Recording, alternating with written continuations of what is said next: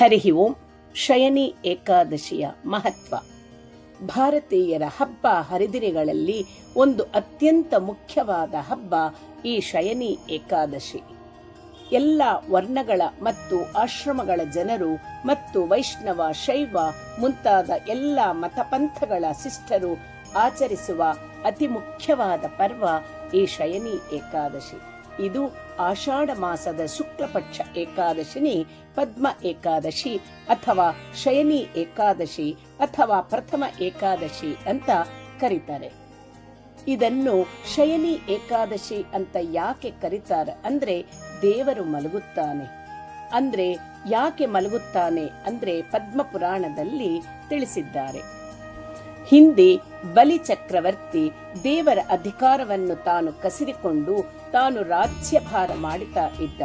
ಆ ಸಂದರ್ಭದಲ್ಲಿ ದೇವರೆಲ್ಲರೂ ಬಂದು ನಾರಾಯಣ ಬಳಿ ಪ್ರಾರ್ಥನೆ ಮಾಡಿದಾಗ ಆವಾಗ ಭಗವಂತ ವಾಮನಾಗಿ ಅವತರಿಸ ಬಂದು ಆ ಬಲಿಯನ್ನು ಸುತಳಕ್ಕೆ ತಳ್ಳಿ ದೇವತೆಗಳಿಗೆ ಅವರ ರಾಜ್ಯವನ್ನು ಅವರಿಗೆ ತಿರುಗಿ ಕೊಡಿಸಿದ. ಮತ್ತೆ ಬಲಿ ಮನೆಯನ್ನು ಕಾಯುತ್ತಾ ಒಂದು ರೂಪದಲ್ಲಿ ಇದ್ದ. ಮತ್ತೊಂದು ರೂಪದಿಂದ ಸ್ವರ್ಗದಲ್ಲಿ ಇಂದ್ರನೊಟ್ಟಿಗೆ ನೆಲೆಸಿದ ಉಪೇಂದ್ರನಾಗಿ ಇದೇ ಮತ್ತೊಂದು ರೂಪ ಕ್ಷೀರ ಸಾಗರದಲ್ಲಿ ಇದೆ ಅಂತ ಪದ್ಮ ಪುರಾಣದಲ್ಲಿ ಹೇಳುತ್ತಾರೆ. ಕ್ಷೀರ ಸಾಗರದಲ್ಲಿ ಶೇಷನ ಮೇಲೆ ಮಲಗಿರುತ್ತಾನೆ. ಅಂತಹ ಭಗವಂತ ಆಷಾಢ ಶುಕ್ಲ ಏಕಾದಶಿಯಂದು ಯೋಗ ನಿದ್ದೆಗೆ ತೊಡಗುತ್ತಾನೆ. ಅದಕ್ಕಾಗಿ ಶಯನಿ ಏಕಾದಶಿ ಅಂದ್ರೆ ಶಯನಕ್ಕೆ ಸಂಬಂಧಪಟ್ಟ ಏಕಾದಶಿ. ಅದಕ್ಕಾಗಿ ಇದನ್ನು ಶಯನಿ ಏಕಾದಶಿ ಅಂತ ಹೇಳುತ್ತಾರೆ. ಭಗವಂತನ ನಿದ್ರೆ ಅಂದ್ರೆ ನಮ್ಮ ಹಾಗಲ್ಲ. ಅದಕ್ಕೆ ಆ ಭಗವಂತನ ನಿದ್ದೆಯನ್ನು ಯೋಗ ನಿದ್ದೆ ಅಂತ ಕರಿತೀವಿ. ನಮ್ಮ ನಿದ್ದೆಯನ್ನು ಗಾಢ ನಿದ್ದೆ ಅಂತ ಕರಿತೀವಿ. ನಾವು ಮೈಮರೆತು ನಿದ್ದೆ ಮಾಡ್ತೀವಿ. ಎಲ್ಲಿದ್ದೀವೋ ಗೊತ್ತಾಗಲ್ಲ, ಏನು ಮಾಡ್ತಾ ಇದ್ದೀವೋ ಗೊತ್ತಾಗಲ್ಲ.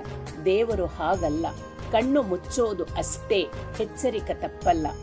ಕಣ್ಣು ಮುಚ್ಚಿ ಎಚ್ಚರವಾಗಿ ಇರ್ತಾನೆ ದೇವರು. ತಾನು ಕಣ್ಣು ಮುಚ್ಚಿದ್ರೂ ಕೂಡ ಸೃಷ್ಟಿನಲ್ಲಿ ಏನೇನು ನಡೀತಾ ಇದೆಯೋ ಎಲ್ಲವೂ ಗೊತ್ತಾಗುತ್ತದೆ. ಮತ್ತು ಯಾತಕ್ಕೋಸ್ಕರ ಸುಮ್ಮನೆ ಕಣ್ಣು ಮುಚ್ಚಿದಾನೆ ಅಂದ್ರೆ ದಕ್ಷಿಣಾಯನ ಅಂದ್ರೆ ದೇವತೆಗಳಿಗೆ ರಾತ್ರಿ. ಅದಕ್ಕೆ ರಾತ್ರಿ ಆಗೋದರಿಂದ ದೇವರು ಕಣ್ಣು ಮುಚ್ಚಬೇಕು. ಮತ್ತೆ ಕಣ್ಣನ್ನು ತೆರೆಯೋದು ಯಾವಾಗ ಅಂದ್ರೆ ಕಾರ್ತೀಕ ಶುಕ್ಲ ದ್ವಾದಶಿಯಂದು ಕಣ್ಣು ತೆಗಿತಾನೆ. ಅದಕ್ಕೆ ಅದನ್ನು ಉತ್ಥಾನ ದ್ವಾದಶಿ ಅಂತ ಕರೀತಾರೆ.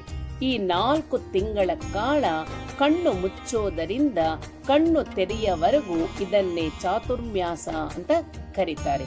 ಆ ಚಾತುರ್ಮ್ಯಾಸ್ಯ ಪ್ರಾರಂಭ ಈ ಏಕಾದಶಿ ದಿನ ಆಗ್ತಾ ಇರೋದರಿಂದ ಇದನ್ನು ಪ್ರಥಮ ಏಕಾದಶಿ ಅಂತ ಕರೀತಾರೆ. ಈ ಲೆಕ್ಕಾಚಾರ ನಾವು ಇಟ್ಕೊಂಡ್ರೆ ಚಾತುರ್ಮಾಸ್ಯ ಮಾಡುವಂಥದ್ದು ಈ ಏಕಾದಶಿಯ ಮಹತ್ವ ಭವಿಷ್ಯೋತ್ತರ ಪುರಾಣ ಹೇಳ್ಕೊಂಡು ಹೋಗುತ್ತೆ. ಹಿಂದೆ ಮಾಂಧಾತ ಅಂತ ಅತ್ಯಂತ ಪ್ರಸಿದ್ಧ ರಾಜ. ನಾವು ಪ್ರತಿ ದಿನ ಅವರನ್ನು ಸ್ಮರಣೆ ಮಾಡುವಂತಹ ವ್ಯಕ್ತಿ.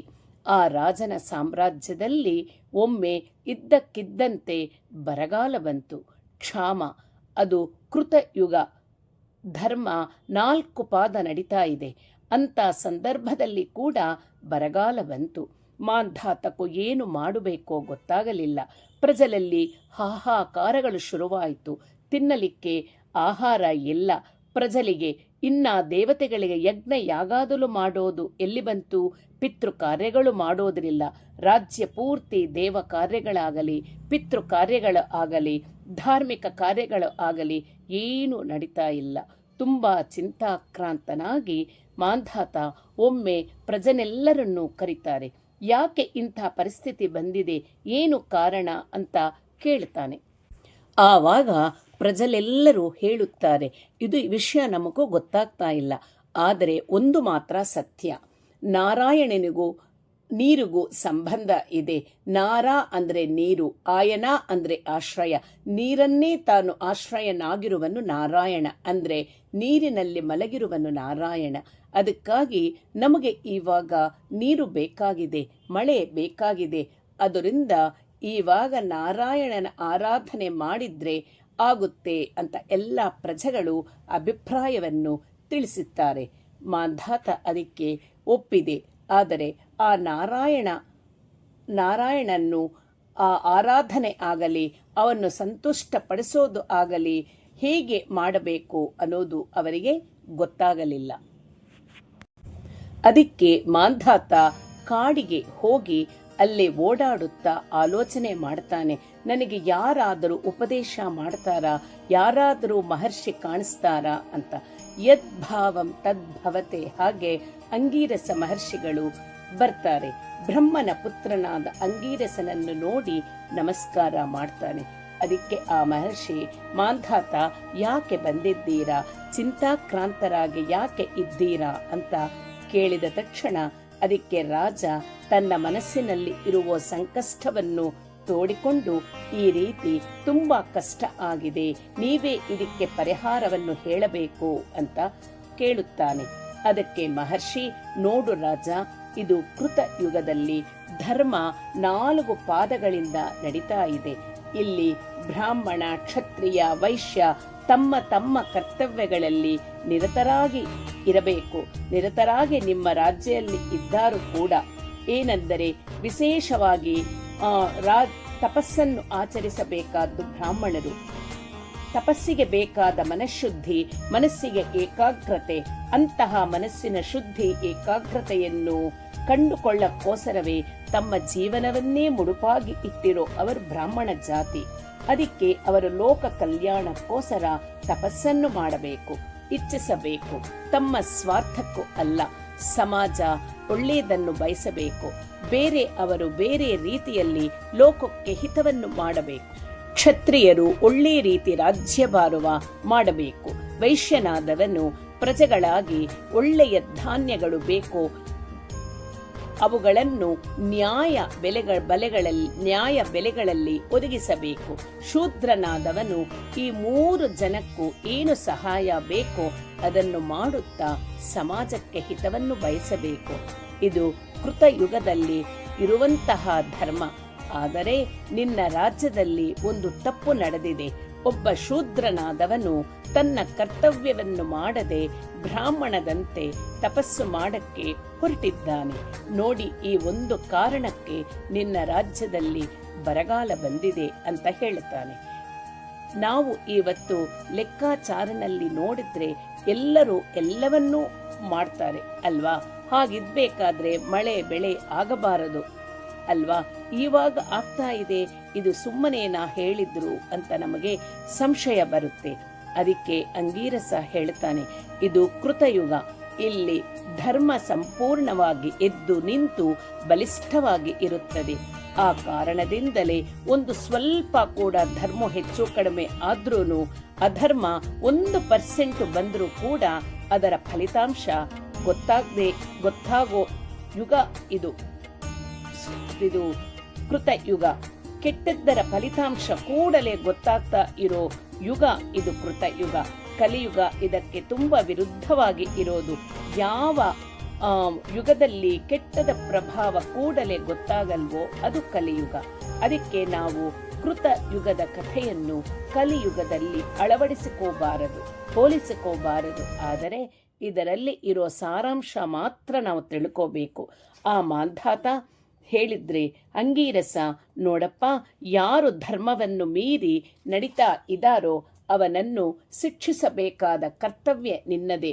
ಮಾಂಧಾತ ಹೇಳುತ್ತಾನೆ, ನಾನು ಶಿಕ್ಷಿಸಲ್ಲ, ನಾನು ಆ ಕೆಲಸ ಮಾಡಕ್ಕೆ ಹೋಗಲ್ಲ. ಕಾರಣ ಏನೆಂದರೆ ಅವನು ಪಾಪ ಅಂತ ಮಾಡ್ತಾ ಇಲ್ಲ, ತಪಸ್ಸು ಮಾಡ್ತಾ ಇದ್ದಾನೆ. ಅದಕ್ಕೆ ಬೇರೆ ಉಪಾಯ ಏನಾದ್ರೂ ಇದ್ರೆ ಹೇಳಿ, ಶಿಕ್ಷೆ ಕೊಡದೆ ಮಳೆ ಬೆಳೆ ಬರೋ ಸಾಧ್ಯತೆ ಇದೆಯಾ ಅಂತ ಕೇಳ್ತಾನೆ. ಋಷಿಗಳು ಹೇಳುತ್ತಾರೆ, ಇದೇ ಈ ಆಷಾಢ ಶುಕ್ಲ ಏಕಾದಶಿ, ಪದ್ಮ ಏಕಾದಶಿ. ನೀನು ಆವತ್ತು ಎಲ್ಲ ಪ್ರಜೆಗಳ ಜೊತೆ ಸೇರಿ ಉಪವಾಸ ವ್ರತ ಅಂದರೆ ಏಕಾದಶಿ ವ್ರತವನ್ನು ಮಾಡಿದ್ರೆ ನಿನಗೂ ಮತ್ತೆ ಎಲ್ಲ ಸಮೃದ್ಧಿ ಉಂಟಾಗುತ್ತದೆ, ಮಳೆ ಬೆಳೆ ಎಲ್ಲವೂ ಆಗುತ್ತದೆ ಅಂತ ಹೇಳುತ್ತಾರೆ. ಅದಕ್ಕೆ ಮಾಂಧಾತ ತಾನು ಎಲ್ಲ ಪ್ರಜೆಗಳ ಜೊತೆ ಸೇರಿ ಏಕಾದಶಿ ವ್ರತವನ್ನು ಮಾಡುತ್ತಾನೆ. ನಮಗೆ ಬಂದು ಸಂದೇಹ, ಅಷ್ಟುವರೆಗೂ ಮಾಂಧಾತಕ್ಕೂ ಏಕಾದಶಿ ಉಪವಾಸ ಗೊತ್ತಿರಲೇ ಇಲ್ವಾ ಅಂದರೆ ಅದಕ್ಕೂ ಮೊದಲೇ ಕಥೆ ಹೇಳುತ್ತೋ ಇರೋ ಬ್ರಹ್ಮದೇವನ ಹೇಳುತ್ತಾನೆ. ಬರೀ ಒಂದೇ ಏಕಾದಶಿಗೆ ಫಲ ಸಿಗುತ್ತೆ ಅಂತ ಅಲ್ಲ. ಏಕಾದಶಿ ವ್ರತ ನಮ್ಮ ಪಾಪಗಳನ್ನು ಪರಿಹರಿಸೋ ವ್ರತ, ಇನ್ನೊಂದು ಇಲ್ಲ. ಅದಕ್ಕಾಗಿ ಪ್ರತಿಯೊಬ್ಬರೂ ಪ್ರತಿ ಏಕಾದಶಿ ತಪ್ಪದೆ ಮಾಡಬೇಕೆಂದು ತಿಳಿಸಿ ಈ ಕಥೆಯನ್ನು ಪ್ರಾರಂಭ ಮಾಡಿದ್ರು. ಅಂದರೆ ಮಾಂಧಾತ ಈ ಏಕಾದಶಿಯನ್ನು ವಿಶೇಷವಾಗಿ ಮಾಡಿದೆ. ಉಪವಾಸ ಮಾಡಿ ಜಾಗರಣೆ ಮಾಡಿ ಆ ವಾಮನರೂಪಿ ಭಗವಂತನನ್ನು ಪ್ರಾರ್ಥನೆ ಮಾಡಿದ್ದ. ಸ್ವಾಮಿ, ನೀನು ಮಲಗಿದ್ರೆ ಜಗತ್ತೇ ಮಲಗಿಬಿಡುತ್ತದೆ. ಅಂದರೆ ಜಗತ್ತಿನಲ್ಲಿ ಮಂಗಳ ಕಾರ್ಯಗಳು ಆಗಲ್ಲ, ಅಥವಾ ಆ ಸಂದರ್ಭಗಳಲ್ಲಿ ಮಾಡಿದ್ರೂ ಕೂಡ ದೇವರ ದೃಷ್ಟಿ ಸಿಗಲ್ಲ. ದಕ್ಷಿಣಾಯನ ಅಂದ್ರೆ ನಾವು ಶುಭ ಕಾರ್ಯಗಳು ಮಾಡಿದ್ರೂ ಕೂಡ ಅದಕ್ಕೆ ದೇವರ ಅನುಗ್ರಹ ದೊರಕುವುದಿಲ್ಲ. ಯಾವಾಗ ಭಗವಂತ ಮತ್ತೆ ಏಳುತ್ತಾನೋ ಆ ಉತ್ತರಾಯಣದಲ್ಲಿ ಮಾಡುವಾಗ ಆ ದೇವತೆಗಳ ಅನುಗ್ರಹ ದೊರಕುತ್ತದೆ. ಅದಕ್ಕೆ ಏಕಾದಶಿ ವ್ರತವನ್ನು ಮಾಡುತ್ತಾನೆ ಮಾಂಧಾತ. ಏಕಾದಶಿ ವ್ರತವನ್ನು ವಿಶೇಷವಾಗಿ ಮಾಡುತ್ತಾನೆ. ಅದಕ್ಕೆ ಪರಮಾತ್ಮ ಸಂತುಷ್ಟನಾಗಿ ಒಳ್ಳೆ ಮಳೆ ಬೆಳೆ ಸಂಪ್ರಾಪ್ತಿ ಮಾಡುತ್ತಾನೆ ಅಂತ ಬ್ರಹ್ಮದೇವರು ನಾರದ ಮಹರ್ಷಿಗೆ ತಿಳಿಸಿಕೊಂಡು ಹೋಗ್ತಾ ಇದ್ದಾರೆ. ಇಲ್ಲಿ ನಾವು ತಿಳ್ಕೋಬೇಕಾದ್ದು, ಏಕಾದಶಿ ವ್ರತ ನನ್ನ ವೈಯಕ್ತಿಕವಾಗಿ ನನ್ನ ಪಾಪ ಮಾತ್ರ ಕಳೆಯೋಕ್ಕೋಸ್ಕರ ಅಲ್ವಾ, ಇಡೀ ದೇಶವನ್ನು ಉದ್ಧರಿಸೋ ವ್ರತ. ಇಂಥ ಏಕಾದಶಿಯಿಂದ ಚಾತುರ್ಮಾಸ ವ್ರತ ಪ್ರಾರಂಭ ಆಗುತ್ತೆ. ಪರಮಾತ್ಮ ಯಾಕೆ ಮಲಗುತ್ತಾನೆ ಅಂದ್ರೆ ಪುಣ್ಯ ಹೆಚ್ಚಾಗಿ ಸಂಪಾದನೆ ಮಾಡಿ ಅದರಿಂದ ದೇವರು ಮಲಗೋರಿಂದ 7ವರೆಗೂ ಕೃಷ್ಣನ ಪ್ರೀತಿಗೋಸ್ಕರ ಏನೇನು ದಾನಗಳು ಮಾಡ್ತೀವೋ, ಜಪ ತಪ ಧ್ಯಾನ, ಅವೆಲ್ಲವೂ ಅನಂತ ಫಲದಾಯಕವಾಗಿ ಇರುತ್ತದೆ. ಸುಲಭವಾಗಿ ಪುಣ್ಯ ಸಂಪಾದನೆ ಮಾಡಕ್ಕೆ ಇದೊಂದು ಪರಮಾತ್ಮ ಪ್ರತಿ ವರ್ಷ ನಮಗೆ ಕೊಡುವಂತಹ ಅವಕಾಶ. ಒಂದೊಂದು ಏಕಾದಶಿಗೆ ಗಟ್ಟಿ ಮುಟ್ಟಿ ಆಗೋರವರು ಒಂದೊಂದು ಬಿಡ್ತಾ ಬರಬೇಕು. ಅಂದ್ರೆ ಪದಾರ್ಥಗಳಾಗಲಿ ವಸ್ತುಗಳಾಗಲಿ, ಅಂದ್ರೆ ಈ ಒಂದು ತಿಂಗಳು ಇದು ಬಿಡ್ತೀನಿ, ಇನ್ನೊಂದು ತಿಂಗಳು ಇನ್ನೊಂದು ಬಿಡ್ತೀನಿ ಅಂತ ನಾವು ಸಂಕಲ್ಪ ಮಾಡಿಕೊಂಡು ಒಂದೊಂದು ಪದಾರ್ಥವನ್ನು ಬಿಡ್ತಾ ಬರಬೇಕು. ಇದು ಉಪವಾಸಕ್ಕೆ ಸಂಬಂಧಪಟ್ಟ ವ್ರತವೇ ಹೊರತು ಹಬ್ಬದಂತೆ ನಾವು ಭಕ್ಷ್ಯ ಭೋಕ್ಷ್ಯಗಳನ್ನು ಮಾಡಿ ತಿನ್ನುವಂತಹ ಹಬ್ಬ ಅಲ್ಲ. ಇದು ಶ್ರದ್ಧೆ ಭಕ್ತಿಯಿಂದ ಭಗವಂತನ ಧ್ಯಾನ ಮಾಡಬೇಕಾದಂತಹ ವ್ರತ. ಯಾವ ವ್ರತಗಳಿಗೂ ಇಲ್ಲದೆ ಅಂತಹ ಮಹತ್ವ ಈ ಶಯನಿ ಏಕಾದಶಿಗೆ ಇದೆ. ಕೆಲವು ವ್ರತಗಳಿಂದ ನಮ್ಮ ಪಾಪ ಪರಿಹಾರ ಆಗಬಹುದು, ಕೆಲವು ವ್ರತಗಳಿಂದ ಪುಣ್ಯ ಬರಬಹುದು, ಕೆಲವು ವ್ರತಗಳಿಂದ ನಮ್ಮ ಅಭೀಷ್ಟವನ್ನು ನೆರವೇರಿಸಿತ್ತು. ಈ ಏಕಾದಶಿ ಒಟ್ಟಿಗೆ ನಮಗೆ ತಂದುಕೊಡುತ್ತದೆ ಪೂರ್ಣ ಫಲವಾಗಿ. ಅಂದರೆ ಪ್ರಾಯಶ್ಚಿತ್ತ ಇಲ್ಲದ ಪಾಪಗಳಿಗೆ ಕೂಡ ಮುಕ್ತಿ ಅನ್ನೋದು ಸಿಗುತ್ತೆ. ಸಾವಿರಾರು ಅಶ್ವಮೇಧ ಯಾಗಗಳು, ವಾಜಪೇಯ ಯಾಗಗಳು ಮಾಡಿದಷ್ಟು ಫಲ ಈ ಒಂದು ಶಯನಿ ಏಕಾದಶಿ ಮಾಡುವುದರಿಂದ ಸಿಗುತ್ತೆ ಅಂತ ಪರಮಾತ್ಮ ಹೇಳ್ತಾ ಇದ್ದಾನೆ. ಈ ಶಯನಿ ಏಕಾದಶಿ ಅತ್ಯಂತ ಪವಿತ್ರವಾದ ಒಂದು ಮಹಾಪರ್ವ. ಅಂದು ಅಂತರಂಗ ಬಹಿರಂಗಗಳಲ್ಲಿ ನಾರಾಯಣನ ಆರಾಧನೆಯನ್ನು ಮಾಡಬೇಕು. ಅದಕ್ಕೆ ಪೋಷಕವಾಗುವಂತೆ ಶಾಸ್ತ್ರ ಮರ್ಯಾದೆಯನ್ನು ಅನುಸರಿಸಿ ಆಹಾರ ಸೇವನೆಯನ್ನು ವರ್ಜಿಸುವುದು ಅಥವಾ ಪರಿಮಿತಿಗೊಳಿಸುವುದು ಮತ್ತು ಜಾಗರಣೆ ಮಾಡುವುದು ಧರ್ಮ ಸಮ್ಮತವೆಂದು ನಾವು ಭಾವಿಸಬೇಕು. ವಿಷಯ ವಿನಿವರ್ತಂತೆ ನಿರಾಹಾರಸ್ಯ ದೇಹಿನಃ ರಸವರ್ಜಂ ರಸೋಪ್ಯಸ್ಯ ಪರಂ ದೃಷ್ಟಾನಿವರ್ತತೆ. ಯಾವನು ಇಂದ್ರಿಯ ಮನಸ್ಸುಗಳಿಗೆ ಆಹಾರವನ್ನು ಕೊಡದೆ ಉಪವಾಸ ಮಾಡಿಸುತ್ತಾನೆಯೋ ಅವನನ್ನು ಶಬ್ದ ಸ್ಪರ್ಶ ಮುಂತಾದ ವಿಷಯಗಳು ಬಿಟ್ಟು ಹೋಗುತ್ತವೆ. ಆದರೆ ವಿಷಯಾಭಿಲಾಷ ಎಂಬ ರಸವು ಮಾತ್ರ ಅವನನ್ನು ಬಿಡುವುದಿಲ್ಲ. ಆದರೆ ಪರಮಾತ್ಮನ ದರ್ಶನವಾದಾಗ ಆ ರಸವೂ ಹೊರಟು ಹೋಗುತ್ತದೆ ಎಂದು ಗೀತೆಯಲ್ಲಿ ಭಗವಂತನು ಹೇಳಿದ್ದಾನೆ. ಅದರಂತೆ ಏಕಾದಶಿಯ ದಿನ ಇಂದ್ರಿಯಗಳಿಗೆ ಅವುಗಳ ವಿಷಯವನ್ನು ತಪ್ಪಿಸಿ ಉಪವಾಸ ಮಾಡಿಸುವುದು ಒಳ್ಳೆಯದೇ. ಆದರೆ ಆ ಉಪವಾಸದಲ್ಲಿಯೇ ನಿಲ್ಲದೆ ಭಗವಂತನ ಧ್ಯಾನವನ್ನು ಮಾಡಿ ಅವನ ಸಾಕ್ಷಾತ್ಕಾರವನ್ನು ಪಡೆದರೆ ಆಗ ವಿಷಯಾಭಿಲಾಷ ಎಂಬ ರಸವು ಬತ್ತಿ ಹೋಗುತ್ತದೆ. ಪರಮಾನಂದ ರಹಸ್ಯ ರೂಪಿ ರಸಸ್ವರೂಪಿಯಾದ ಪರಮಾತ್ಮನಲ್ಲಿಯೇ ನೆಲೆಯು ಸಿಕ್ಕುತ್ತದೆ. ಅಂತಹ ಪರಮ ಪುರುಷಾರ್ಥವಾದ ಪ್ರಾಪ್ತಿಗೋಸ್ಕರ ಅಂದು ನಿರಾಹಾರ ರೂಪವಾದ ಉಪವಾಸವನ್ನು ಮಾಡಬೇಕು. ಹರಿ ಓಂ. ಹರಿ ಓಂ ತತ್ಸತ್. ಶ್ರೀಕೃಷ್ಣಾರ್ಪಣಮಸ್ತು.